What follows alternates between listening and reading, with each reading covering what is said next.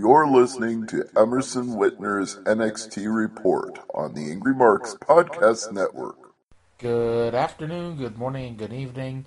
My name is Emerson Whitner, and this is your NXT Takeover Report for Wednesday, December 16th, 2015. NXT Takeover London is in the books. We had ourselves a very good show, which will probably be forgotten, actually. The sad thing is this show, much like NXT TakeOver Classic, it was kind of like on a rush build. The card wasn't that great. And even though both shows were very good, I doubt the only thing memorable from the last two shows is the Bayley-Sasha Banks 30-minute Iron Man match. And that was the last show.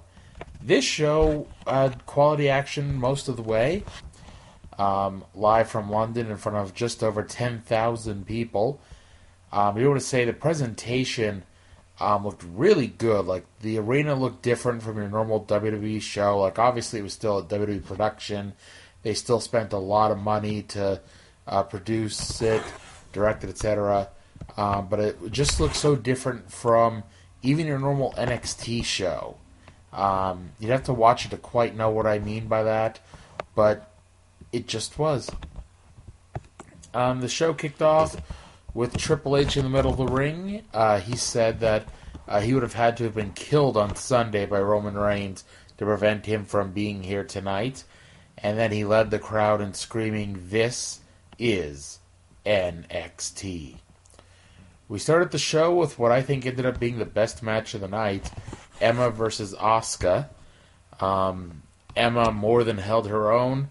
Asuka really is looking like one of the best women in the promotion right now. In fact, one of the best workers in the promotion. And then Asuka nearly killed her in the first 30 seconds with a spin kick. The highlight of the match was Emma outside the ring, Asuka jumping off the ring apron with a running hip attack to the face. The crowd, which was hot most of the night, sang the Olay song, but instead of singing Olay, they sang Asuka. They were saying, Asuka, Asuka, Asuka, Asuka, Asuka. For some reason during the night, and I wish I knew why, every time the referee would count someone out of the ring, or if there was a double down and he was counting, the fans would hear the referee count, say 6, and they would immediately chant 7. They would always chant the number ahead. I don't know if they were just trying to mess with the referee. I don't know if that's some sort of thing that they do, but that's what happened. Asuka made her comeback and hit 2 nasty-looking spinning back fists to Emma. Emma used a butterfly suplex into the turnbuckles at one point and went for the Emma lock, but Asuka fought out of it and used an ankle lock, which Emma got out of. Asuka hit a German suplex before going for the Asuka lock. However, Emma backed Asuka into the referee. Dana Brooke outside the ring threw Emma a foreign object, but Asuka intercepted it and took it away. Emma sold it like she got hit as the referee was coming to, but the referee questioned Asuka but didn't quite believe it. They literally kept pulling out screwjob finish after screwjob finish, making you believe that Emma was going to win through shenanigans. But at the end of the day, it was all there just to fool you. The referee didn't believe Emma got hit. Emma went for a schoolboy, got a 2 count. Asuka put on the Asuka lock. Dana Brooke got up on the apron to distract the referee, and while that was going on, Emma tapped out. Dana got thrown out of the building just as Emma used the international object to hit Asuka with. She went to hit Asuka with the international object, but Asuka ducked and kicked Emma's head out of her head and picked up the win in an excellent match. I can't say enough good things about that. Emma showed that she really was good. This was easily her best performance since moving back down from the main roster. We then got the tag team title match. Dash and Dawson versus Enzo Amore and Colin Cassidy. And the audience, I'll tell you what, it's every time they do one of these NXT shows on the road, I'm always never sure if the people who buy tickets actually have watched NXT or it's the in brand, so they're gonna buy tickets to it. But this audience knew their NXT to the point that they chanted along to Enzo and Big Cass's catchphrases as well. We continued the soccer chants and the soccer singing by singing for Go Enzo Amore and for Big Cass there. The match was a little more awkward at spots, but the crowd heat was amazing, and they exploded when Colin at one point heaved Enzo up out of the ring into a wild, out-of-control dive onto the champions. The champs finally got the heat on Enzo by sending him flying out of the ring and then into the steps. They beat on Enzo. Enzo went for the hot tag, but just before he got there, Dash ran over and knocked Cass off the ring apron. The champs delivered a double-team gourd buster, and the fans were thrilled when it turned out the wrong man was making the cover, and in that extra second, Enzo kicked out.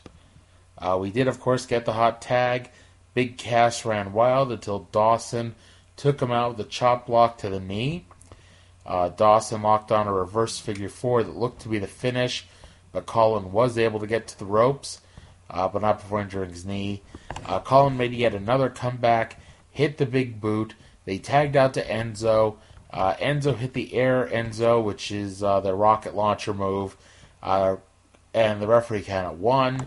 He counted 2, and as his hand is coming down for 3, Scott Dawson pulled Enzo Amore out of the ring, much to the anger of the fans there in the arena.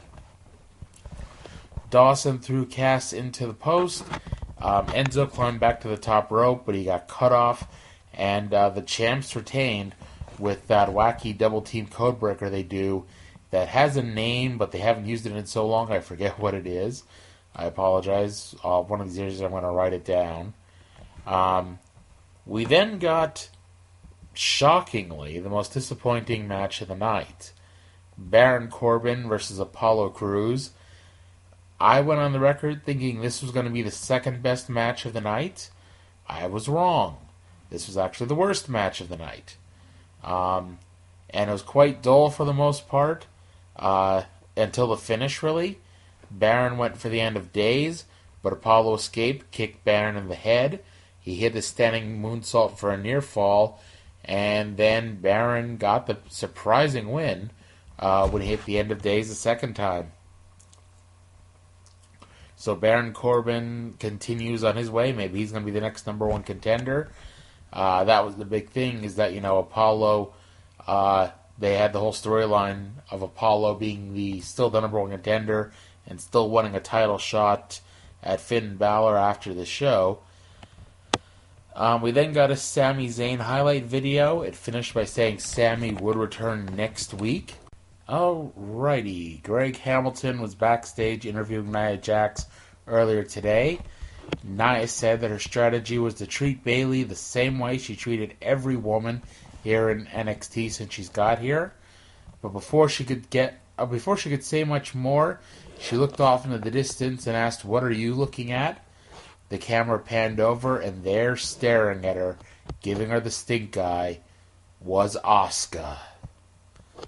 And so Nia confronted Asuka, and they looked face to face at each other until Asuka just smiled and walked away.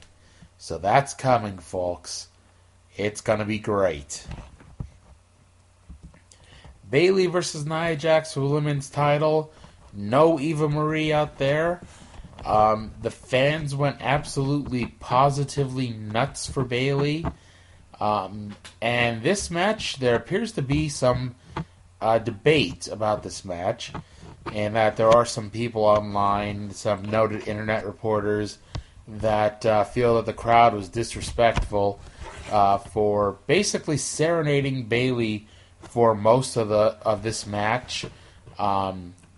I think I stand in the corner that, it's not like they ignored the match. It wasn't like they went off I was at TLC on Sunday, and there were times that basically people ignored the matches and just talked amongst each other. These people, not being terribly entertained, or at least with the match that they wanted or the match that they thought they would get, they decided to sing to one of their favorite wrestlers, Bayley. And could they have, I don't know, behaved better is the right word? Maybe. But I had no problems with it. In fact, I was surprised when I saw people did have problems with it. And this match was actually a lot better than I thought it would be.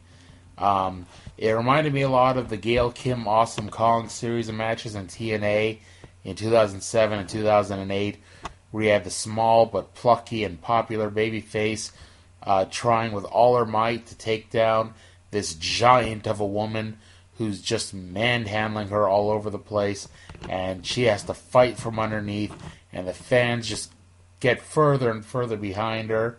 And I thought it was great.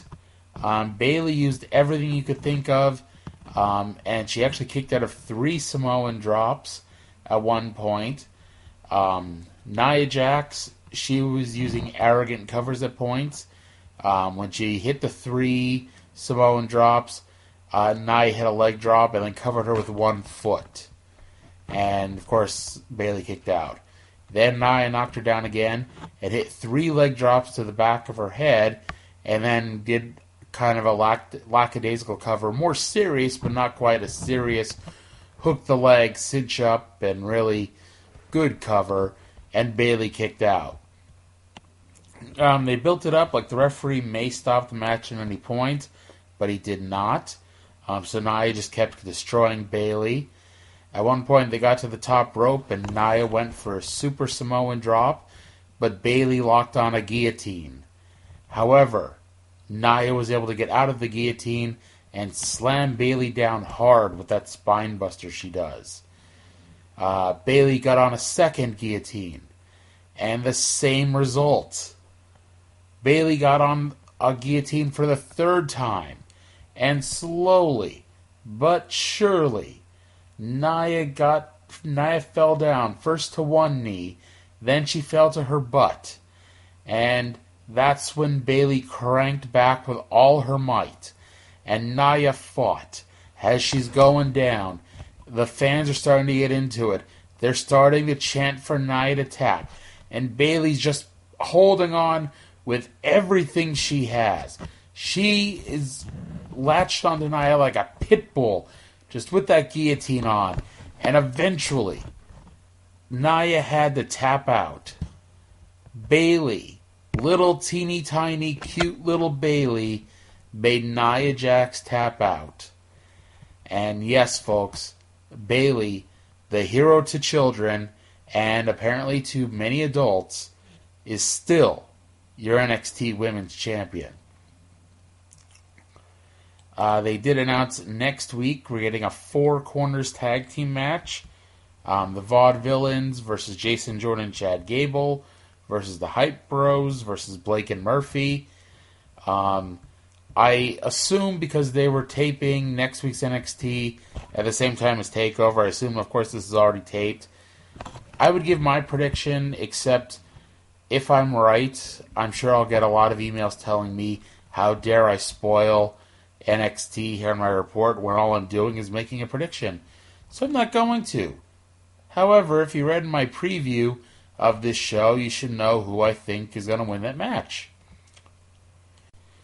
Alrighty, time for the main event.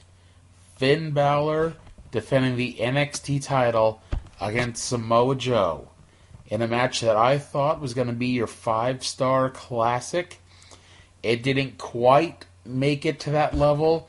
It was a very, very good match. It was a great match. It was a great main event.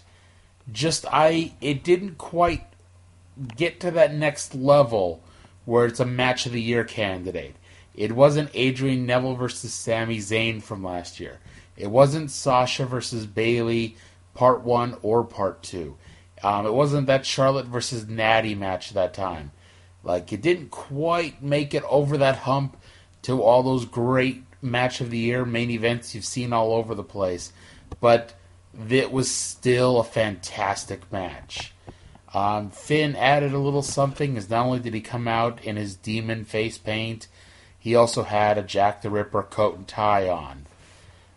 Very quickly, they fought to the outside of the ring. Balor set Joe up on the steps and went for a coup de grace on the steps, but Joe moved, and then when Balor went flying off, Joe grabbed him and gave him a Uranagi on the floor, and Joe took over. Balor would make brief comebacks, but Joe would just beat him down some more. At one point, he flung Finn to the mats outside the ring and flew through the air with a big suicide dive that I haven't watched TNA in forever, but it brought back memories of 270-pound X Division Samoa Joe, best worker in the U.S. Samoa Joe. Balor made his comeback, including hitting his own flip dive over the top rope, which actually missed Joe for the most part. Like, he kind of grazed him in the back, but Joe still had to sell it like it was a perfect hit. They got back in. Joe went for the muscle buster, but Balor got out of it and hit the Pele kick. Joe locked on the choke, but Balor slammed Joe's head into the turnbuckle. Joe locked on the choke a second time, but Joe escaped. But Finn escaped the choke and double foot stomped Joe. Joe was a monster here, but Balor slayed the monster. The demon defeated the monster here. Balor went up top for the coup de grace. Joe cut him off, went for the muscle buster. They fought for a bit on the top rope. Balor knocked him off, hit the coup de grace, and retained the championship. So Finn Balor retains the title, and the one thing I liked about this show, and it's a lot of actually WWE too lately, there hasn't been a lot of everyone kicks out of everyone's finisher in the main event matches. In fact, I don't think that happened at all during the show. Like, no one kicked out of anyone's finish in the show. And so, in a little bit, when we go back to doing that, it's again going to be a big deal. But on this night, everyone, as soon as they hit their finish, the match was over. And in some cases, they didn't even hit their finish, like Bayley. But that's it for NXT TakeOver. I'm going to give it the same review I gave to TLC. If you watch it, you will enjoy it. However, if you don't watch it, I don't think you're going to regret missing anything. However, it was a very, very good 2 hours and 7 minutes of wrestling. You'll see a lot worse things on TV. But that does it for me. I encourage everyone listening at AngryMarks.com to check out WrestlingOutsiders.com for all my audio updates 5 days a week. I want to thank you all for listening. Hope you have a great day, and I'll talk to you again in 7 days. You're listening to Emerson Whitner's NXT Report on the Angry Marks Podcast Network.